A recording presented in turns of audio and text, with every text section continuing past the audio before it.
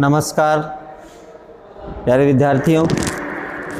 तो देखिए, पिछली वीडियो में हमारा भवादि प्रकरण चल रहा था और हमने भवादि प्रकरण के कुछ नियमों के बारे में भी पढ़ लिया था। अंतिम जो सूत्र हमने पढ़ा था वो पढ़ा था शेषे प्रथमा, अर्थात मध्यम उत्तमयोर विषय प्रथमे स्यात्, अर्थात मध्यम पुरुष और उत्तम पुरुष के बारे में जो हमने पढ़ा था कि अस्मद शब्द के साथ में उत्तम पुरुष का प्रयोग किया जाता है और युष्मद शब्द के साथ में मध्यम पुरुष का प्रयोग किया जाता है, तथा अस्मद और युष्मद के बाद जो शेष बचा है उस शेष में हम प्रथम पुरुष के प्रत्ययों का प्रयोग करते हैं। ठीक है, तो भू और ती ये हमारी स्थिति स्पष्ट हो चुकी थी, भूधन ती। अब देखिए अगला जो सूत्र है वो है तिंगसित सार्वधातुकम। कौन सा सूत्र है? तिंगसित सार्वधातुकम। तो अगली हेडिंग डालिए,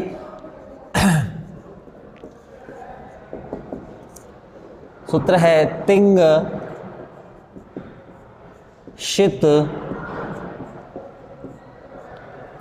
तिंगशित सार्वधातुकम, सार्वधातुकम,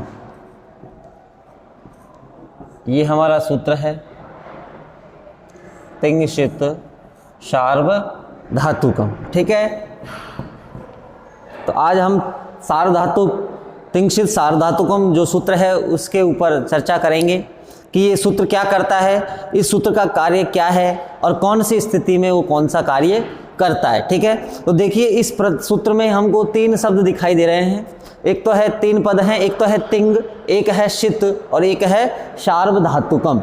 एक क्या है? सार्वधातुकम। तो देखिए सबसे पहले जो इस सूत्र का कार्य है वो क्या है कि यह सूत्र सार्वधातुक संज्ञा करता है। कौन सी संज्ञा करता है? सार्वधातुक। तो इसको लिखिए, सार्वधातुक संज्ञा विधायक सूत्र, सार्वधातुक संज्ञा विधायक सूत्र, सार्वधातुक संज्ञा विधायक सूत्र। तो पेपर में यदि प्रश्न आता है कि सार्वधातुक संज्ञा विधायकम सूत्रम किम, तो उत्तर में हमको क्या लिखना है? तिंगशित सार्वधातुकम। तो सार्वधातुक संज्ञा कौन सा सूत्र करता है? तिंगशित सार्वधातुकम। अब देखिए सार्वधातुक संज्ञा होती क्या है, सार्वधातुक संज्ञा किसकी होती है और कब होती है। ठीक है ना, इस संज्ञा का प्रयोजन क्या होता है। तो देखिए सबसे पहले तो ये जो सार्वधातुक जो संज्ञा हो रही है तो उस संज्ञा का फल क्या है। ठीक है ना, तो जो संज्ञा होती है उसका कोई ना कोई फल जरूर होता है। अब देखिए सार्वधातुक संज्ञा तो करता है ये सूत्र, लेकिन किसकी करता है? तो पद दे रखे हैं तिंग और सित की सार्वधातुक संज्ञा करता है। ठीक है, तो इसकी वृत्ति लिखिए। सबसे पहले इसकी वृत्ति है तिंगशितस्य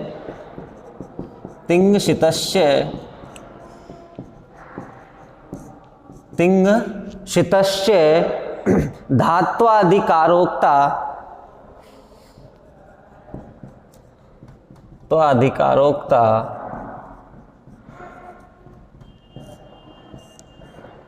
एतत् संज्ञा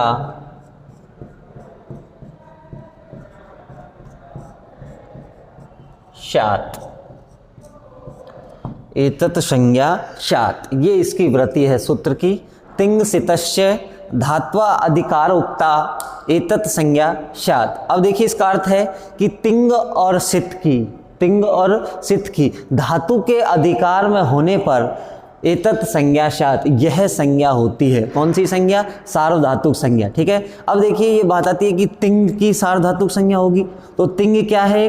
तिंग एक प्रत्याहार चक्र है, ती से लेकर के महिंग तक, ती से लेकर के महिंग तक, अर्थात जो हमने तिंग 18 प्रत्यय पढ़े हैं, तिप तस जी सिप थस थ मिप वसमस तय आताम झय थासा थाम दोम इड वही और महिंग, ये जो 18 प्रत्यय पढ़े हैं ये प्रत्यय क्या कहलाते हैं?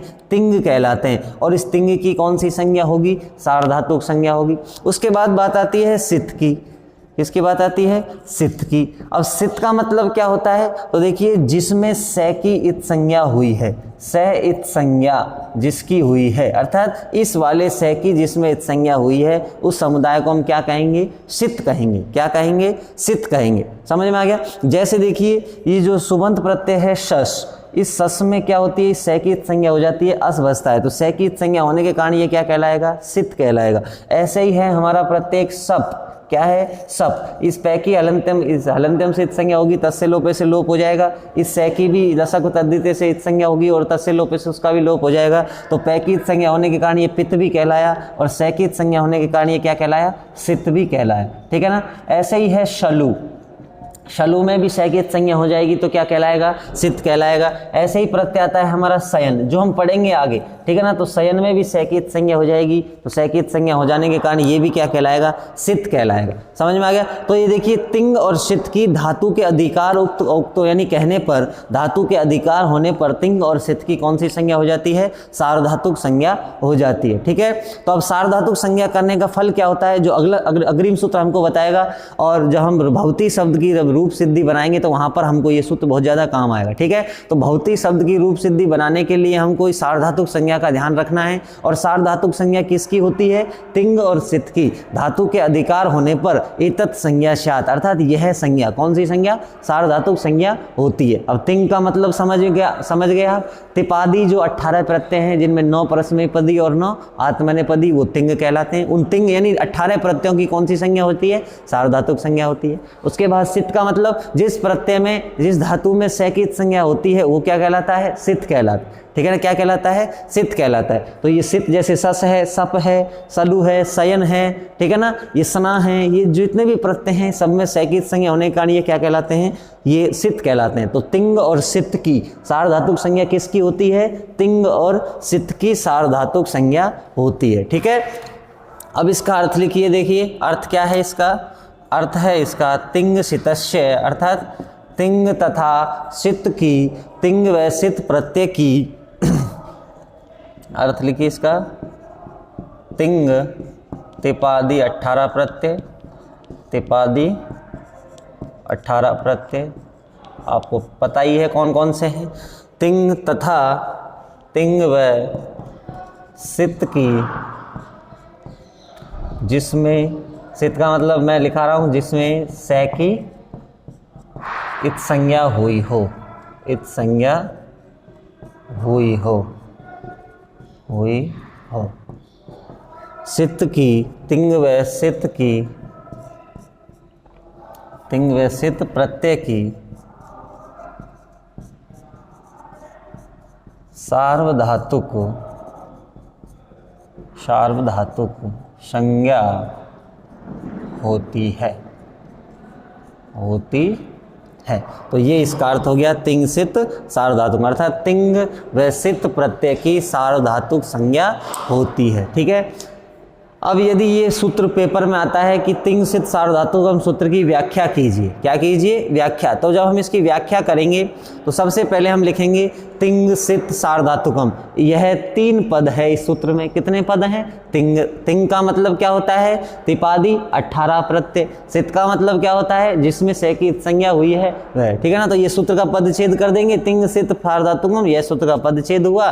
तिंग का मतलब बताएंगे, सित का मतलब बताएंगे, और सार्वधातु क्या है? एक संज्ञा विशेष। क्या है? संज्ञा विशेष। उसके बाद इसकी वृत्ति लिखेंगे, तिंग सितस्य धात्वा अधिकारोक्ता एतत् संज्ञा स्यात्। तिंग सितस्य धात्वा अधिकारोक्ता एतत् संज्ञा स्यात्। फिर उसका अर्थ लिखेंगे कि तिंग का मतलब तिपादी 18 प्रत्यय, व सित प्रत्यय की धातु के अधिकार होने पर यह संज्ञा अर्थात सार्वधातुक संज्ञा होती है। ठीक है? तो सार्वधातुक संज्ञा का मतलब समझ में आ गया, किसकी होती है? तिंग व सित की। ठीक है? अब देखिए अगला सूत्र है कर्तरी शप। इसके बाद जो अगला सूत्र है वो है कर्तरी शप। कर्तरी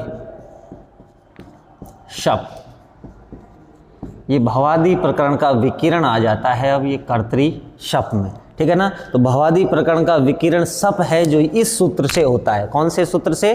कर्तरी सप से। तो अब इसका अर्थ लिखिए, कर्तर्थे सार्वधातुक परे धातो शप स्यात्। वृत्ति है इसकी,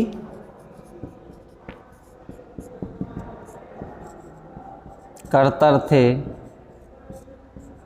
कर्तर्थे अर्थात कर्ता के अर्थ में सार्वधातु के परे, सार्वधातु के परे धातु हो शप स्यात्, शप स्यात्। ठीक है, तो कर्तरी शप अर्थात ये क्या कहता है कि कर्तर्थे सार्वधातुक परे धातु शप स्यात्। कर्तर्थे का मतलब होता है कर्ता के अर्थ में आए सार्वधातुक प्रत्यय के परे में रहने पर धातु से क्या हो जाता है, सप प्रत्यय हो जाता है। कर्ता के अर्थ में आए सार्वधातुक प्रत्यय, इसका अर्थ लिखिए, अर्थ है इसका कर्ता के अर्थ में, कर्ता के अर्थ में धातु से हुए सार्वधातुक प्रत्यय, सार्वधातुक प्रत्यय, सार्वधातुक प्रत्यय परे रहते, परे रहते धातु से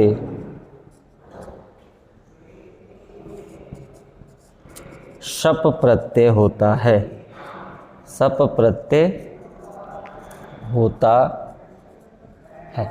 कौन सा प्रत्यय होता है, शप प्रत्यय होता है। कर्ता के अर्थ में आए सार्वधातुक प्रत्यय के परे, कर्ता के अर्थ में धातु से हुए सार्वधातुक प्रत्यय के परे रहते धातु से शप प्रत्यय होता है। कौन सा प्रत्यय होता है, शप प्रत्यय होता है। ठीक है ना, तो ये शप है जो क्या है, शप है जो विकरण है। क्या है, शप भवादि प्रकरण का, भवादि प्रकरण का विकिरण है। क्या है, विकिरण। और एक विकिरण ही जो होता है वो धातुओं को 10 गणों में विभाजित करता है। तो ये भवादि प्रकरण का विकिरण क्या है, शप। अब इस शप के अनुसार ही हम भवादि प्रकरण में जितनी भी धातुएं उन सभी की क्या बनाते हैं, रूप सिद्धि बना। ठीक है, अब देखिए कर्तरी शप क्या कहता है कि कर्त अर्थे सार्वधातु के परे धातु शप स्यात्, अर्थात कर्ता के अर्थ में, कर्तर्थे का मतलब क्या होता है, कर्ता के अर्थ में जो हमने प्रत्यय किए हैं, तिपादी तो सिद्ध प्रत्यय किए हैं,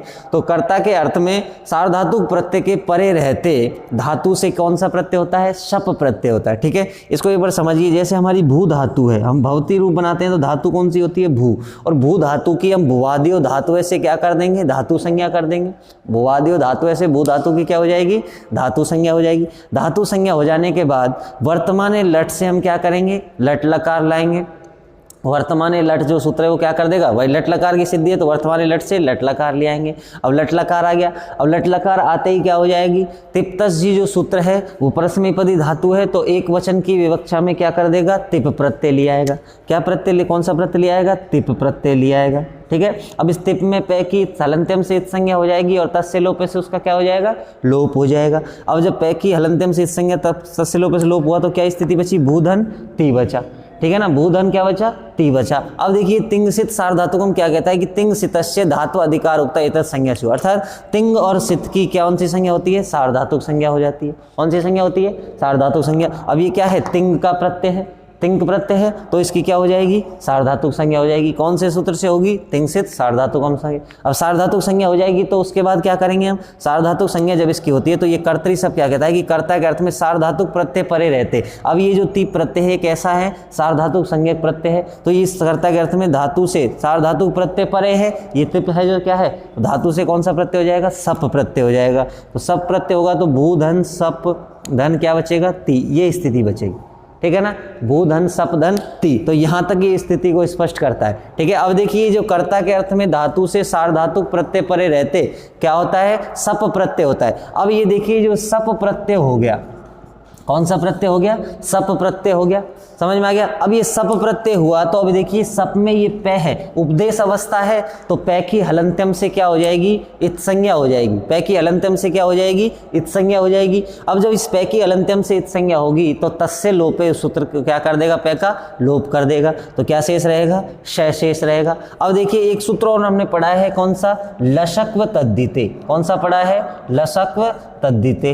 ये क्या कहता है कि उपदेश अवस्था में लय से तथा कवर्ग की तद्धित प्रत्यय से भिन्न, तद्धित प्रत्यय से भिन्न कोई प्रत्यय होता है तो प्रत्यय के आदि में स्थित लय से और कवर्ग की क्या हो जाती है, इत संज्ञा हो जाती है। तो लसक व तद्धिते जी प्रत्यय के आदि यानी प्रारंभ में श है तो इसकी लसक तद्धिते से क्या हो जाएगी, इसकी भी इत संज्ञा हो जाएगी और तस्य लोपे से उस स का भी क्या हो जाएगा, लोप हो जाएगा। तो सप प्रत्यय जो आएगा उसमें शेष क्या रहेगा, अशेष रहेगा। क्या शेष रहेगा, अशेष रहेगा। तो सप में क्या शेष रहता है, अशेष रहता है। तो नोट डाल के लिखिए इसको।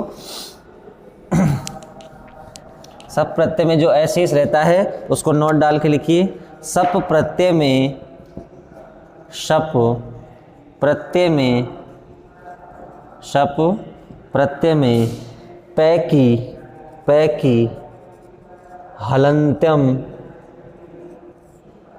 सूत्र से इत संज्ञा होती है तथा तस्य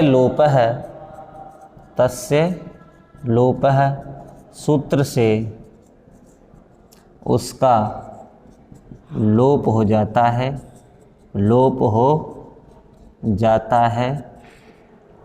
वह शय की लशक व तद्धिते। अब ये देखो लसक व तद्धिते सूत्र हमने पढ़ लिया था, तो लसक तद्धिते सूत्र का यदि हमको अर्थ पता होगा तो हम इस सह की इत संज्ञा करना भी सीख जाएंगे, ठीक है ना। वह सह की लसक तद्धिते सूत्र से इत संज्ञा होती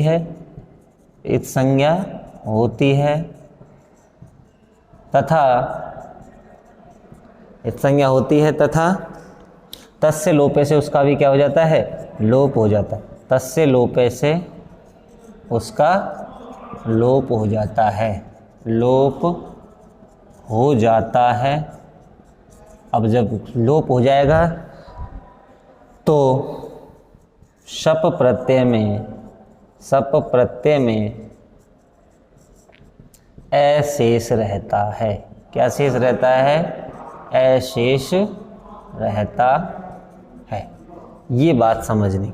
सब प्रत्यय में शेष क्या रहता है, अ रहता है। अब सब प्रत्यय में अशेष क्यों रहेगा, क्योंकि पै की हलंत्यम से इत संज्ञा हो जाएगी, तस्य लोपे से पै का लोप हो जाएगा, श की लसक तद्धिते से इत संज्ञा हो जाएगी और तस्य लोपे से उस श का भी लोप हो जाएगा। तो सब प्रत्यय में शेष क्या रहेगा, अशेष रहेगा। ठीक है, तो यहाँ तक ये सूत्र हमको समझ में आ जाने चाहिए। तिंग सित सार्वधातुक हम सार्वधातुक संज्ञा करता है, तिंग और सित की। अब देखिए, अब ये जो स्थिति है, भू धातु जो है इसकी धातु संज्ञा होने के बाद हमने तिप प्रत्यय लाए, तिप में अनुबंध लोप करके ती शेष रहा। अब ये कैसा प्रत्यय, इस ती की क्या हो जाएगी, सार्वधातुक संज्ञा हो जाएगी और सार्वधातुक संज्ञा के परे रहते क्या हो जाता है, धातु से सप प्रत्यय आता है। तो देखिए भू धन सप आया, अब सप और इधर क्या है, ती बचा। अब सप में हमने इस दोनों की संज्ञा कर दी तो स्थिति क्या बची, भू धन ए धन ती, ये बच गया। अब देखिए इस ए की भी, ये सप में जो ए शेष रहे, सप की भी कौन सी संज्ञा हो जाएगी, सार्वधातुक संज्ञा हो जाएगी। सार्वधातुक संज्ञा सब की भी होगी क्या, हो जाएगी। क्यों, क्योंकि ये क्या है, सित है। सब क्या है, सित, क्योंकि सैकित संज्ञा होने के कारण सब क्या कहलाया, सित कहलाया। तो ये सार्वधातुक संज्ञा वो तिंग की भी होती है और किसकी होती है, सित की भी होती है। समझ में आ गया, तिंग की भी होती है और सित की भी होती है। तो इस सब की भी हम तिंग से सार्वधातुकम से पुनः क्या कर देंगे, सार्वधातुक संज्ञा कर देंगे। अब पुनः सार्वधातुक संज्ञा करेंगे तो अगला सूत्र आता है हमारा तिंग सार्वधातुक आर्धातुकयो। उस अगली हेडिंग डालिए, सार्वधातुक आर्धातुकयो।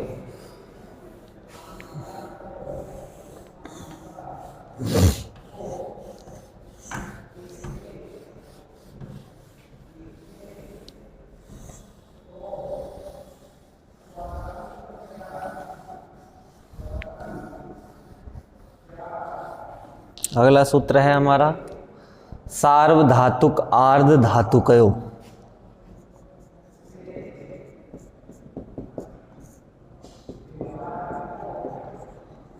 सार्वधातुक आर्धधातुकयो, आर्धधातुकयो, सार्वधातुक आर्धधातुकयो। ये भी इंपॉर्टेंट सूत्र है। सार्वधातुकार्ध धातुकयो, सार्वधातुकार्ध धातुकयो। अब देखिए ये क्या कहता है, सार्वधातुक आर्ध धातु को क्या कहता है कि अनयो परयो इगंत अंगस्य गुण है स्यात्। इसकी वृत्ति लिखिए,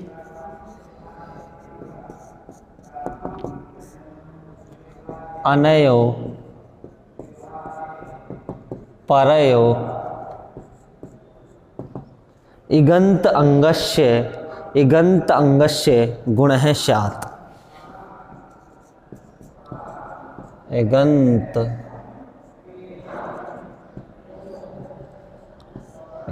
अंगस्य गुण है स्यात्। अवादेशे, अवादेशे भवति और भवन्ति, ये उदाहरण आते हैं। भवति और भवन्ति, सॉरी भवति और भवतय, भवति और भवतय, ठीक है। तो सार्वधातुक आर्धातुक यो सूत्र आता है। ये देखिए क्या कहता है कि सार्वधातुक व आर्धातुक प्रत्यय पर में रहते इगंत अंग को गुण होता है। सार्वधातुक और आर्धातुक प्रत्यय के परे रहते इगंत अंग को क्या होता है, गुण होता है, ठीक है ना। अब देखिए आर्धातुक प्रत्यय परे रहते गुण होता है और सार्वधातुक प्रत्यय परे रहते गुण होता है। अब देखिए इसका अर्थ हो गया अनयो परयो। अनयो परयो का मतलब क्या है, सार्वधातुक और आर्धातुक इन दोनों प्रत्ययों के परे रहते इगंत अंगस्य, इगंत अंग को गुण है स्यात्, क्या होता है, गुण होता है। हमने गुण करने वाला सूत्र पढ़ा था आद गुणे, कौन सा पढ़ा था, आद गुणे, आद गुणे पढ़ा था। ये क्या कहता था कि अवर्णात अचि परे, अर्थात इस अवर्ण के बाद यदि अचि यानी कोई स्वर हो, असमान स्वर हो, क्या ई हो और ए के बाद ऊ हो, ए के बाद री हो और ए के बाद री हो, तो उसको क्या हो जाता है, गुण हो जाता है। तो गुण संगणने वाला तो हमने क्या पढ़ा था, ये सूत्र पढ़ा था आद गुण।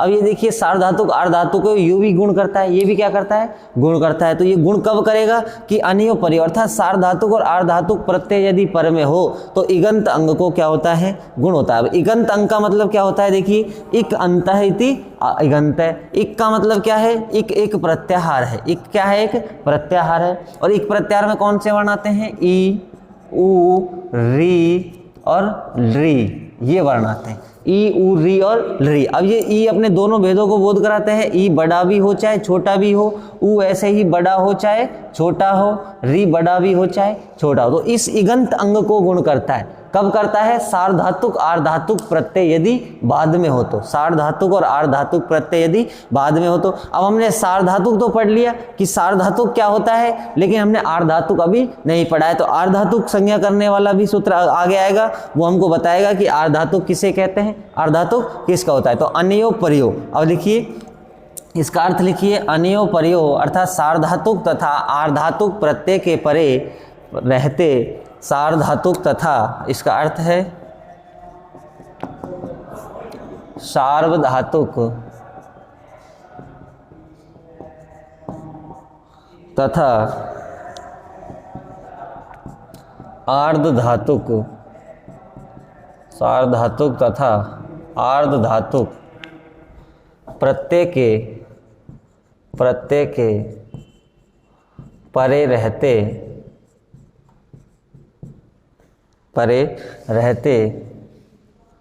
इगंत अंग को, इगंत, इगंत का मतलब इक, इक अंत है इति इगंत, और इक में आते हैं ई ऊ री और री। इगंत अंग को गुण होता है, क्या होता है, गुण होता है, क्या होता है, गुण होता है। सार्वधातुक तथा आर्धातुक प्रत्यय परे रहते इगंत अंग को क्या होता है, गुण होता है। अब देखिए इगंत अंग का मतलब क्या है, जैसे हमारी ये धातु है भू, कौन सी धातु है, भू धातु, कौन सी धातु है, भू, और इस भू धातु से हम क्या लाए, वर्तमान लट से लट लकार लिया है। धातु संज्ञा करने के बाद वर्तमान लट से क्या लिया है, हम इसमें लट लकार लिया है। अब स्थिति क्या हुई, भूधन लट हुआ। अब देखिए इस लट में भी हम क्या करेंगे, इस टय की हलंत्यम से संज्ञा हो जाएगी और तस्य लोपे से उसका भी क्या हो जाएगा, लोप हो जाएगा। और ए की उपदेश अजनासिक इत से इत संज्ञा होगी, तस्य लोपे से उसका क्या हो जाएगा, लोप हो जाएगा। तो स्थिति क्या बचेगी, भूधन लय, भूधन लय हो गया।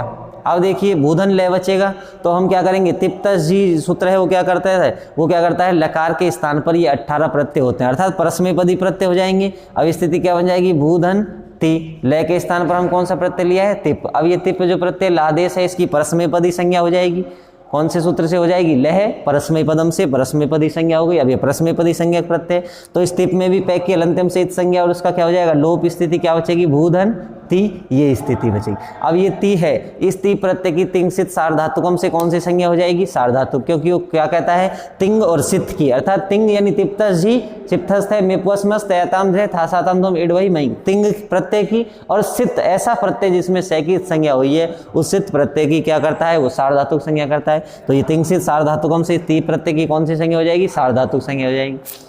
अब जब इसकी सार्वधातुक संज्ञा हो जाएगी तो कर्तरी सप जो सूत्र हमने पढ़ा था वो क्या कहता है कि सार्वधातुक प्रत्यय पदे रहते धातु से क्या आता है, सप प्रत्यय आ जाता है। तो सप प्रत्यय आएगा तो भूधन शप, अब क्यों आया, धातु से आया, तो कब आएगा, जब सार्वधातुक प्रत्यय परे हो। तो ये ती की सार्वधातुक संज्ञा हुई है तो ये सार्वधातुक प्रत्यय बाद में, तो यहाँ पर क्या आ गया, सप प्रत्यय आ गया। अब सबकी भी हम क्या करेंगे, इत संज्ञा करेंगे, लोप करेंगे, पै की अलंत्यम से, सै की लसक तद्धित से, तस्य लोप से, दोनों का लोप। तो स्थिति क्या बच जाएगी, भूधन ए धन ती, ये स्थिति बच जाएगी हमारी, क्या बच जाएगी, ये स्थिति बच जाएगी। ठीक है। अब देखिए ये ए है जो सब, ये ऐसे रहा है, ये सब का है, तो सब में सैकित संज्ञा होने के कारण ये क्या कहलाया, सित कहलाया।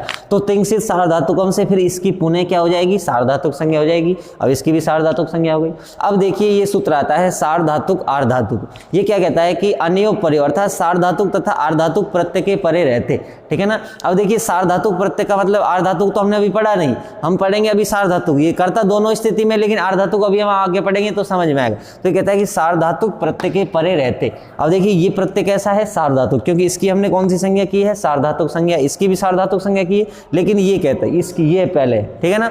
तो सार्वधातुक प्रत्यय के परे रहते, इगंत अंग को गुण होता है। इगंत अंग का मतलब ये जो भय में जो ऊ है, ये भय में ऊ है, तो भय धन ऊ, ये स्थिति बन रही है, तो ये क्या है, इक प्रत्याहार का वर्ण है, तो इस ऊ को क्या हो जाएगा, गुण हो जाएगा। ऊ को क्या हो जाएगा, गुण हो जाएगा। पहले हम गुण कब करते थे कि ए के बाद यदि ऊ हो तो गुण ओ होता था, और ए के बाद यदि ई हो तो गुण ए होता था, समझ में आ गया। तो ये स्थिति, लेकिन अब ये क्या करता है कि इगंत अंग अर्थात इक प्रत्याहार का वर्ण, और इक प्रत्याहार में कौन कौन से वर्ण आते हैं, ई उ री और री। इक प्रत्याहार के वर्ण के स्थान पर क्या हो जाता है, गुण हो जाता है। कब होगा, जब बाद में क्या हो, सार्वधातुक प्रत्यय हो। तो इस भय के ऊ को गुण क्या हो जाएगा, भो हो जाएगा, और उधर क्या है, ए है, और इधर क्या है, ती है, क्या है, ती है। समझ में आ गया यहाँ तक। अब देखिए आगे इसमें दे रखा है अवादेश है, क्या दे रखा है, अवादेश। अवादेश का मतलब हमने जब अचसंधि प्रकरण पढ़ा था तो वहां पर एक सूत्र पढ़ा था, एचो अवयावय, एचो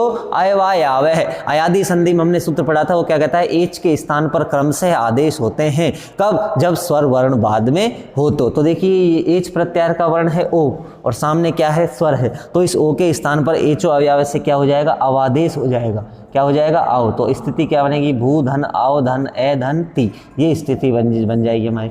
भय में क्या मिल जाएगा, ये मिल जाएगा, इसमें ये मिल जाएगा, मिलाएंगे तो क्या रूप सिद्ध हो जाएगा हमारा, भवति इति रूपम सिद्धम, ये भवति की हमारी सिद्धि होती है, ठीक है ना। तो इतने सूत्र हमको पढ़ने हैं, तब जाकर हम भवति रूप बनाएंगे और भवतेवी रूप बनाएंगे। तो इस सूत्र का अर्थ है सार्वधातुक आर्धातुक कयो, अर्थात अनयो परयो, अनयो का मतलब सार्वधातुक और आर्धातुक प्रत्यय के परे रहते, परयो, अनयो परयो का मतलब सार्वधातुक और आर्धातुक प्रत्यय के परे रहते।